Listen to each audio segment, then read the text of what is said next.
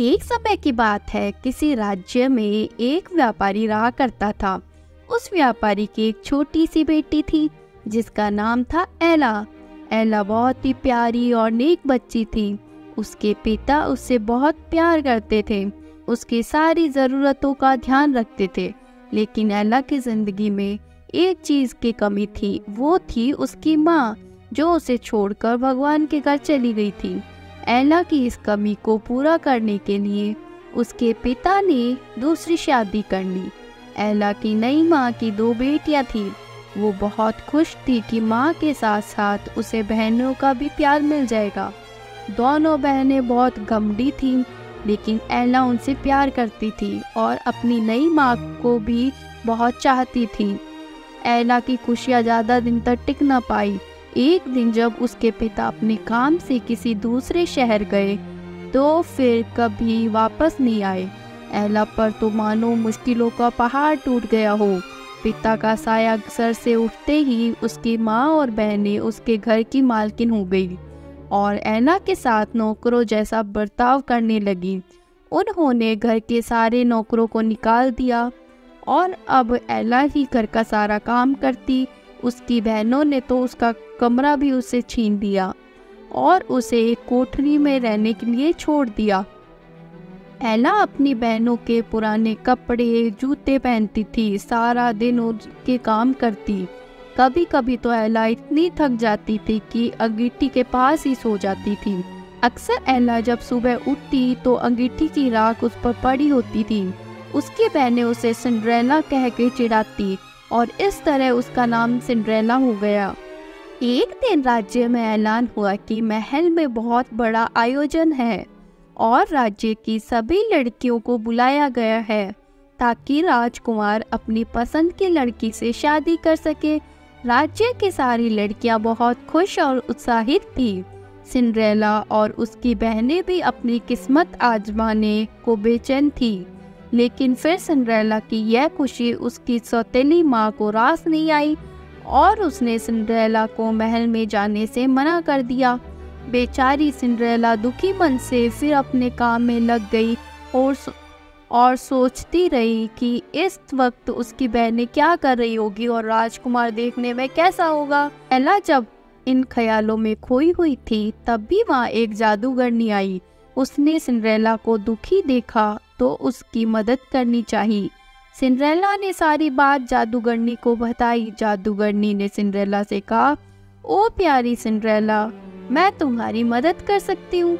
यह कहकर जादूगरनी अपनी छड़ी घुमाई और वहाँ पड़े एक बड़े से कद्दू को एक बग्घे में बदल दिया। वहीं 4 चूहे उछल कूद मचा रहे थे। जादूगरनी की नज़र उन पे पड़ी तो उसने चूहों को घोड़ा बना दिया। अब जरूरत थी एक कोचवान की। जादूगरनी ने चारों तरफ नजर घुमाई तो उसे एक मेंढक दिखाई दिया तो उसे कोचवान में बदल दिया। सिंड्रेला यह सब देख हैरान हो रही थी कि तभी जादूगरनी उसकी तरफ मुड़ी और अपने जादू की छड़ी घुमा दी और पलक झपकते ही सिंड्रेला के मटमैले और फटे हुए कपड़े साफ और सुंदर हो गए। उसके पैरों में टूटी हुई चप्पल की जगह सुंदर कांच की जूती आ गई।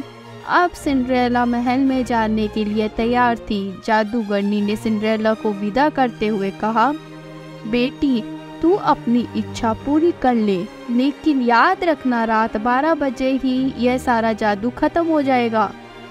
सिंड्रेला जब महल पहुंची तो सबकी नजरें उसी को देखने लगी। वो बहुत सुंदर लग रही थी। राजकुमार ने जब उसके साथ डांस करना चाहा तो सिंड्रेला की सौतेली बहनों के साथ साथ वहाँ मौजूद सभी लड़कियां सिंड्रेला से जलने लगी, लेकिन कोई सिंड्रेला को पहचान नहीं पाया। राजकुमार ने उसे देखते ही फैसला कर लिया था कि वो इसी लड़की से शादी करेगा। सिंड्रेला भी राजकुमार की आंखों में ऐसी डूबी कि उसे जादूगरनी की बात याद ही नहीं रही। देखते ही देखते 12 बज गए। घंटी बजते ही सिंड्रेला को याद आया कि 12 बजे जादू खत्म हो जाएगा। सिंड्रेला बिना राजकुमार से कुछ कहे वहाँ से भागती भागती निकली। वो नहीं चाहती थी कि राजकुमार उसे उसके पुराने गंदे कपड़ों में देखे और उससे नफरत कर बैठे। भागते वक्त सिंड्रेला के कांच की एक जूती महल में ही छूट गई, जो राजकुमार ने उठा ली। राजकुमार ने बहुत कोशिश की सिंड्रेला को ढूंढने की, लेकिन वो उसे कभी मिल ही नहीं पाया।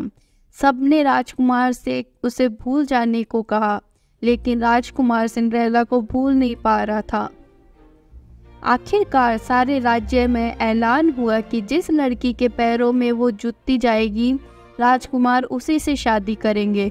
राज्य में तो जैसे तूफान आ गया था। हर लड़की राजकुमार से शादी करना चाहती थी। सभी लड़कियां अपने आप को उस कांच की जूती की मालकिन बताने लगीं। लड़कियों के घर जा जाकर उन्हें जूती पहनाई गई, लेकिन उनमें से किसी को भी वह पूरी नहीं आई।